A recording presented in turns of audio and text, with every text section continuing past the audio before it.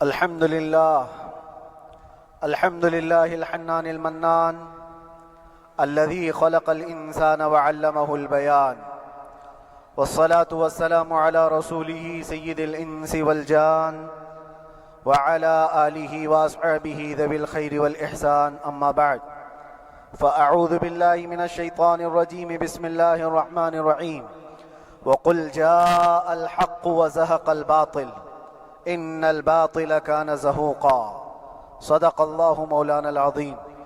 بارگاہ رسالت مآب صلی اللہ علیہ وسلم میں درود پاک کا ہدیہ پیش کریں.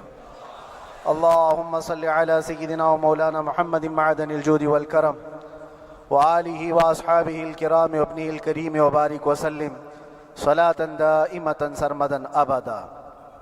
عزیزان گرامی وقار، میں یہ چاہتا ہوں جہاں پر آ کر ہم رکے تھے وہیں سے ہم پھر آگے بڑھتے ہیں. ہم رکے تھے کہاں آ کر؟ کچھ دیر کی خاموشی ہے، اس کے بعد ہم آگے بڑھتے ہیں.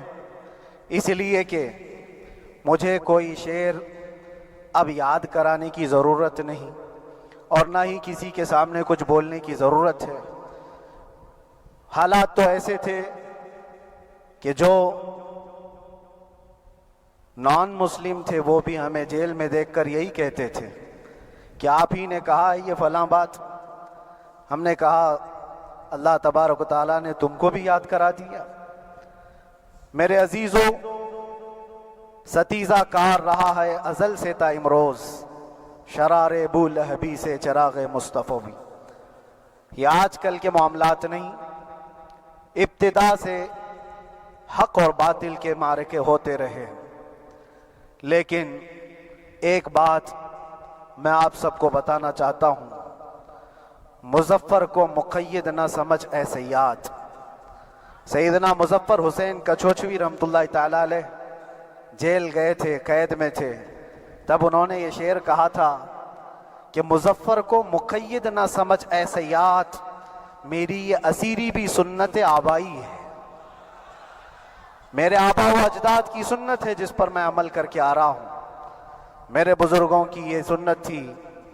بہرحال جن کو جس راستے سے مجھے گزارنا تھا، لوگوں کے دلوں میں یہ ٹھنڈک تھی شاید کہ زبان بند کر کے چند دنوں کے لیے قید کر دیا جائے. مگر میرا عقیدہ یہ تھا کہ اللہ تبارک و تعالیٰ جب تک چاہے کہ کوئی اس کے لیے پابندی نہیں لگا سکتا. وَإِن يَمْسَسْكَ اللَّهُ بِضُرٍّ فَلَا كَاشِفَ لَهُ إِلَّا هُوَ. رب تعالیٰ فرماتا ہے اگر اللہ تعالیٰ تمہیں کوئی مصیبت دے تو اس کے علاوہ کوئی ٹال نہیں سکتا. وَإِن يَمْسَسْكَ اللَّهُ بِخَيْرٍ فَلَا رَادَّ لِفَضْلِهِ. اور اللہ کسی کو بھلائی دے دے تو پھر اس کو روک بھی کوئی نہیں سکتا.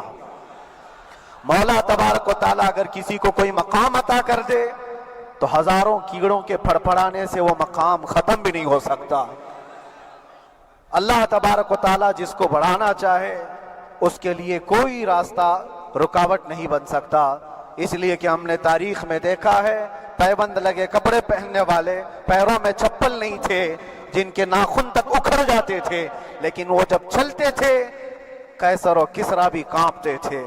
جن کا ہی یہ نعرہ تھا ٹل نہ سکتے تھے جنگ میں اگر اڑ جاتے تھے، پاؤں شیروں کے بھی میدان سے اکھڑ جاتے تھے، حق سے سرکش ہوا کوئی تو بگڑ جاتے تھے.